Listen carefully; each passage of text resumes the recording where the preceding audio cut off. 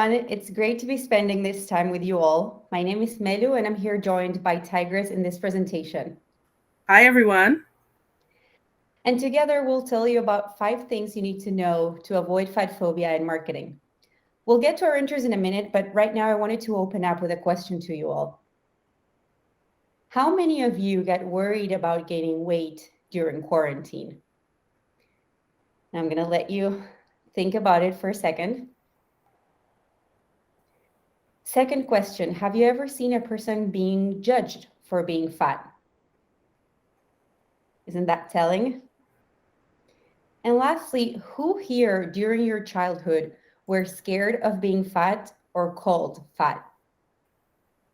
For the ones of you who didn't identify with this question, let me tell you a story. Imagine you're 9 years old, and one day your family takes you to the doctor. They measure your body, they weigh you, they ask you some questions about what you like to eat, and then you go home.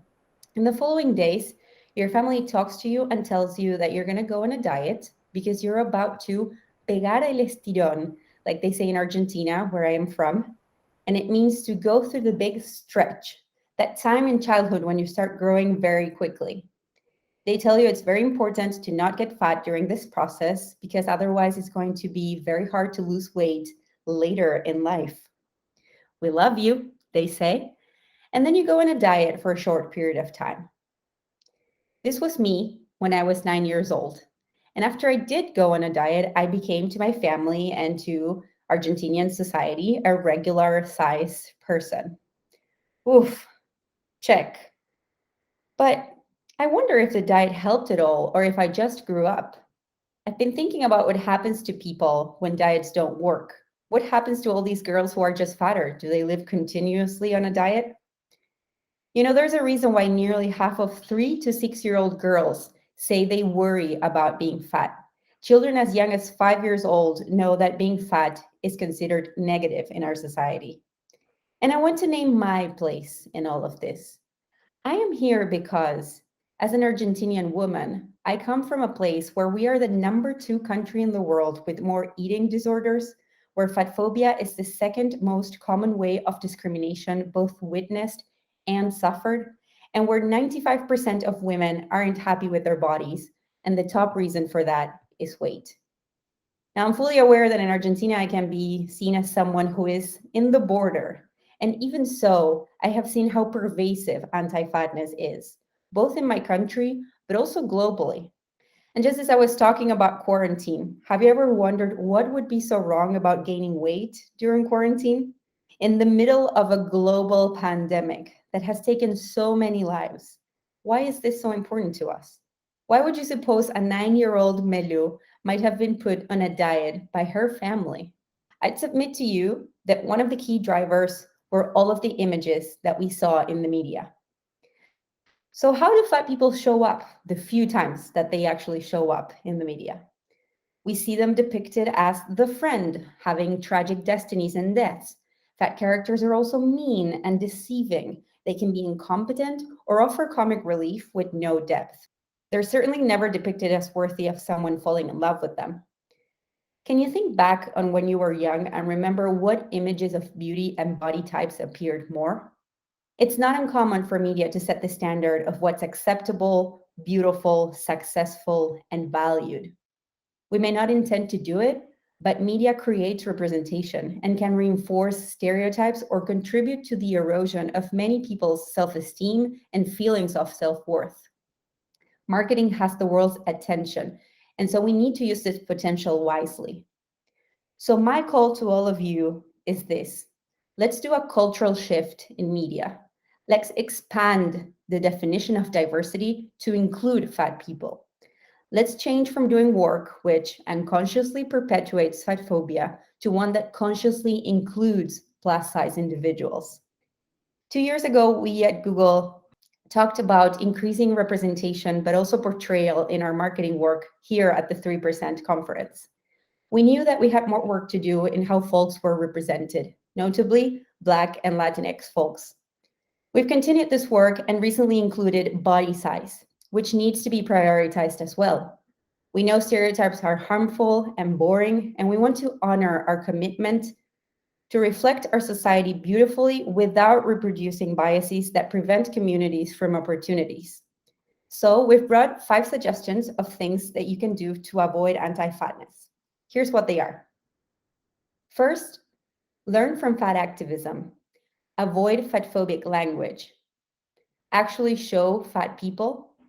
Don't glorify diet culture. And lastly, value intersectionality. So we might be familiar with this quarantine pounds conversation, but I think it's really important to understand where this all started. And for that, I'm going to introduce Tigress Osborn, the chair of NAFA, the National Association to Advance Fat Acceptance, an organization Google has been partnering with to learn the importance of centering fat activism. Tigress, you've done so much work with fat activism. Can you tell us a little bit about it? Sure, Melu. I've been a fat activist for over 13 years now, but before I become your friendly neighborhood fat historian, a moment with young Tigress. Long before I became the chair of NAFA and an advocate for fat inclusion, I was a relatively skinny kid growing up in Arizona. This is me in 5th grade. This was the year when girls began to compare weights on the playground at my school. I was 20 pounds heavier than everyone else. I knew by then, on the playground, that I was supposed to be ashamed of those numbers. For the rest of my childhood, girls talked about how fat they were. I never heard fat as anything but a slur until I met a member of NAFA during my first year at Smith College. NAFA was founded in 1969, the same year as Stonewall, Sesame Street, Woodstock. We are the first documented fat rights organization in the world. 2 events set the stage for NAFA. First, Steve Post's Central Park Fat In drew 500 people to celebrate Fat Pride in the park. Next, Lou Louderback penned a piece in the Saturday Evening Post, one of the most popular publications of the time, calling for freedom from obsession with thinness. Soon after that, Bill Fabry, a thin ally who wanted to make life better for his fat wife and others like her, started NAFA. While these foundational movements in fat activist history were not as intersectional as today's fat liberation movement, it's important to note that long before the late 60s, badass, fat ass women, people of color, and LGBTQIA folks were living unapologetically in our fat bodies and taking the lead in other social justice movements, especially the Black American Civil Rights Movement. And as NAFA began to grow, the board and the feminist caucus included incredible female leadership. Today, NAFA is woman-run with an all-female board of directors, half of whom are women of color. The vast majority of other fat activist organizations all over the globe are currently run by women, non-binary people, and people of color. Now, no lesson on the roots of fat activism can be complete without a shout out to the Fat Underground, a group of radical feminists who formed in the early 70s with the goal of moving beyond acceptance towards total inclusion. As women, many of them queer identified, the Fat Underground had personal experience with other oppressions on top of the anti-fatness they faced. In their Fat Liberation Manifesto, they aligned themselves with other movements. They openly declared opposition to reducing industries, diet companies. They accused the medical establishment of lying about fat people's health. They charged the media with falsely portraying fat people. And they demanded equal rights under the US Constitution. The Fat Manifesto is a powerful indictment of anti-fatness. In the 5 decades since the Fat Underground wrote it, activists have answered their call in so many ways, from protesting in the streets to developing the academic field of fat studies to playing a key role in creating what we now think of as the body positivity movement on social media. Yet there are still only 6 cities and 1 state. 6 cities and 1 state where size discrimination is explicitly prohibited by law. We still face bias in medical care, employment opportunities, and public accommodation.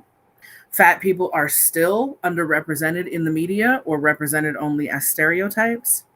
Unfortunately, the Fat Manifesto is still relevant today because the attitudes that inspired it are still fully at play in our culture. So now, Melu is going to take us through examining some of those attitudes and tell you more about how to combat them in your work. Melu? That's right, Tigress. And the reason why we care about history is because anti-fatness is very present today. Starting with our language. It's very hard for us to talk about fatness in our society, be it because we are scared of being fat or because we don't want to offend people who are actually fat. As a society, we've created a semantic field of fatness across the globe that has very negative connotation.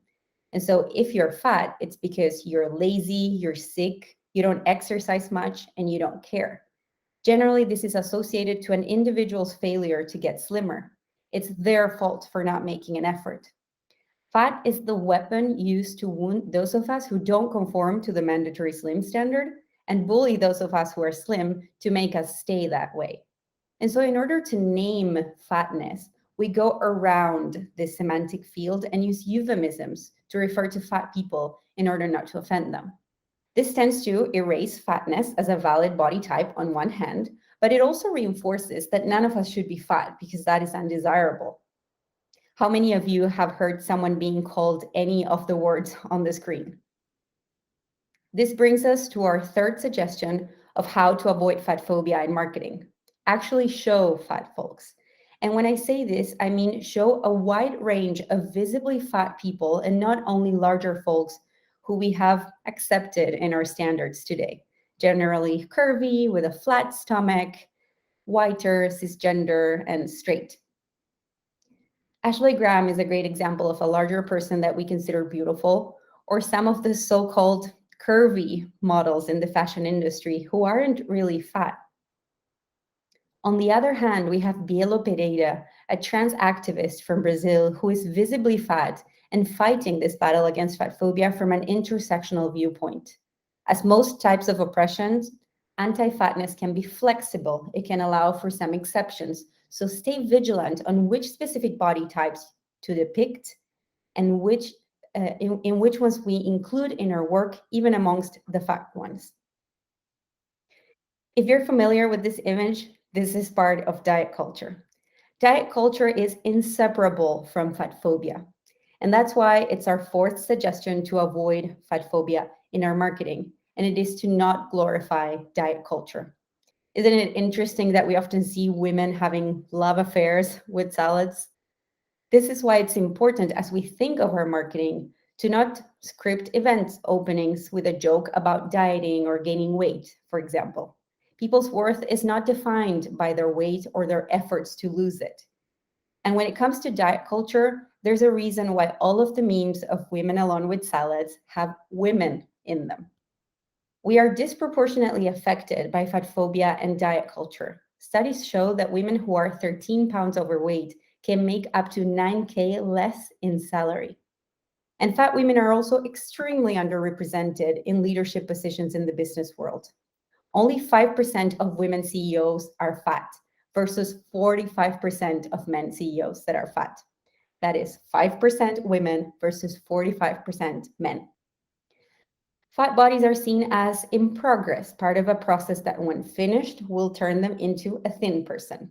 This process involves food restriction, and for some people, this lasts their whole lives. But diet culture has proven not to work. The chances of a woman classified as obese achieving a normal weight are as little as 0.8%. This whole discussion is also based on BMI, the body mass index, which is also a metric used to categorize individuals' overall health and which fat activists are urging the health industry and professionals to review. This whole conversation wouldn't be possible without thinking about intersectionality and how there are multiple layers of oppression for people. Fat phobia was born when racialized scientific ideas and white supremacy joined to build an association between Blackness and fatness and then demonize both in order to justify Black people's dehumanization. For those of us who are fat and Black, our larger bodies or body parts supposedly represent the uncontrollable defects of Blackness. Colonization weaponed the same dynamics against Black and brown people all over the world, and these ideas echo through perceptions of non white bodies today. In addition to the way today's ideas about fat are based on racist history, racism intersects with fat phobia in very modern ways too. Today, we see anti-fatness disproportionately impact Black and brown bodies as negative stereotypes about fat double up with negative stereotypes about African American, Latinx, and Indigenous people. This double bias is evident in healthcare, employment, and the justice system, to name a few. Plus, because anti fat discrimination is only prohibited by law in a handful of places, people can get away with using fat in place of race or other legally protected identities as a reason to withhold fair treatment and equal rights. Intersectional awareness when portraying fat people is essential. When we're thinking about underrepresented identities other than fatness, fat people exist in all those identities too. This is about more than just shifting beauty standards. This is about truly representing an entire group of people who've been historically left out of marketing. Showing the full spectrum of body diversity humanizes fat people. It creates engagement. We want to see ourselves. Creating opportunities for fat visibility and ensuring that the most marginalized fat people are included in those campaigns is simply the right thing to do. Thanks, Tigress. 4 years ago, we began a practice at Google called inclusive marketing with the concept of intersectionality as a foundational principle. Since then, we've launched a number of internal resources for our marketing team, ranging from internal insights to required training to creative consultations. While we haven't always gotten it right, and we're not where we hope to be, we're excited to continue sharing what we've learned with others outside of Google. That's why we're starting to build a coalition that brings together expert organizations focused on inclusion, such as GLAAD, the Hispanic Federation, and recently, the National Association to Advance Fat Acceptance. We're also proud to work with leading industry associations such as the 4A's, Ad Council, and the ANA. Now, I know many of you might be thinking, okay, where do I start? How do I do this work? Please know that you're not alone. You have a community of people who are working together to advance inclusion of fat folks and of all communities in media. To help those of us who are in the same search, we recently launched All In, working closely with our coalition of partners. All In is a website that gathers tools and best practices for inclusive marketing and media representation. I can very proudly say that soon you'll see the addition of best practices on how to beautifully represent fat folks here that we've gathered with my colleague Maria and the NAFA team, one of the things that makes me more proud about my work. So stay tuned. We hope you find these resources helpful in creating work that positively and authentically reflects the world. Whether you're a strategist, creative, producer, or brand manager, this work is for you. Anti-fatness dictates the way in which we grade ourselves and others, how we assign leadership opportunities, who we depict in our culture, and how and who we choose to name people who are fat or whom we want to offend. The word fat is used very negatively, even in spite of it just being another type of corporality. Fatphobia defines who earns more or less money, or even who we are socially allowed to fall in love with. Today, as marketers and creatives, we have the chance to stop reproducing fatphobia and participate in a cultural shift in media. We can do this by learning from the folks who started this movement, avoiding fatphobic language, showing a wide range of visibly fat people, not glorifying diet culture, and centering intersectionality in everything that we do. So, what will you personally do to shift media culture? What will you personally do to make fat people feel that they belong? Let's create a world where the children, girls, and fat people from marginalized communities don't feel what Tigress and I felt yesterday. We are Melu, López, and Tigress Osborn, and we hope you've enjoyed and learned with our session today. Stay in touch. Thanks, everyone.